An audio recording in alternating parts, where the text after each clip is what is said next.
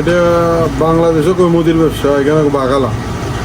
জি, আমার নিজস্ব কফিলের নামে কাগজপত্র সব কিছু, শুধু ব্যবসাটা চালিয়ে নিতেছি আমি। ইনভেস্ট অনেকগুলো লাগে, কিছু মাল পাওয়া যায় বন্ধুদের কাছ থেকে, বলতে গাড়ি মাল আনিয়া, যে ডিস্ট্রিবিউটার আছে না, ডিস্ট্রিবিউটার ওরা এনে দিয়ে যায়।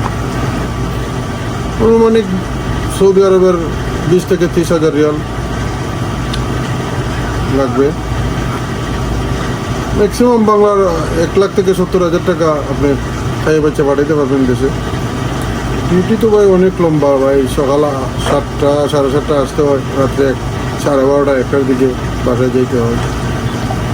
পরে মধ্যে মধ্যে সমস্যা পড়ে, ওইটা সমস্যাটা সলভ করতে কফিলের কাছে যাওয়া লাগে, কফিল আসতে হয়।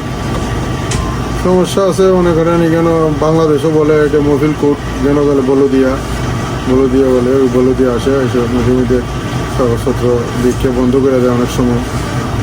জি না, এর বাইরে কোনো সমস্যা নেই। এরম হয়, কিন্তু এখানে তো রাজতন্ত্র দেশ, রাজতন্ত্র সবসময় হয় না। তারপরে মনে করেন এখানে সৌদি যদি থাকে, আপনার কফিল স্পন্সার যে আপনারা দিছে, সে থাকলে কোনো সমস্যা হয় না। জি না ভাই, আমার পরিবার দেশের বাড়িতে আছে, আমি এখানে আছি একাই।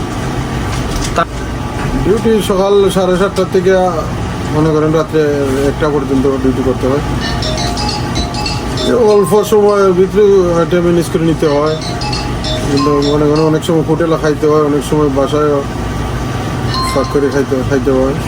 কষ্ট হয়, অনেক কষ্ট হয়, প্রবাস জীবন অনেক কষ্টের জীবন হয়। না, এরকম কোনো সিন্ডিকেট নাই এদেশে, এরকম কোনো সিন্ডিকেট নাই। জি না, এরকম কোনো সুযোগ সুবিধা নাই। ইচ্ছা করে বাড়াইতে পারবে না। রেট আছে, আরও প্রতিবেশী দোকান আছে, ওগুলোর সাথে ম্যানেজ করে চলতে হয়। না, এগুলো আসে না কোনো সময়। সরকার থেকে রেট আছে, একটা রেট আছে। অনেক সময় মনে করেন, এটা তো মনে করেন আমরা থাকি গ্রাম এলাকা, আমরা তো শহরে না, শহরের মধ্যে মনে করেন অনেক সময় এরকম ঝামেলা হয়।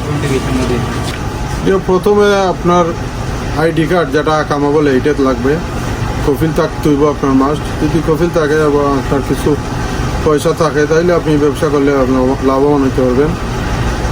মাসে মোটামুটি লাখখানেক টাকা ইনকাম করতে পারবেন। এখন যে সৌদি আরবের অবস্থা খুবই খারাপ, কাজ নাই, সাপ্লাইগুলো বন্ধ। আগে যে বিল্ডিংয়ের কাজ আছিল, এগুলোও বন্ধ। এখন মোটামুটি ব্যবসা ছাড়া আর কোনো বিকল্প কোনো রাস্তা নেই। আপনার যদি পয়সা থাকে তাহলে ব্যবসা করতে পারেন, ব্যবসা করলে আপনি লাভবান হতে পারবেন। বাংলাদেশ থেকে আস্তে আস্তে তারা ব্যাপারে তো কিছু বলার না, এরপর বলতে হয়। কারণ হলো বাংলাদেশের অবস্থা ভালো না, লেখাপড়া করিয়া কোনো চাকরি টাকরিও পায় না। আসতে হইব, প্রবাস জীবন কাটাইতে হইব। তো আসলে মনে করেন কোনো কাজ যদি শিখে আসে তাহলে ভালো হয়।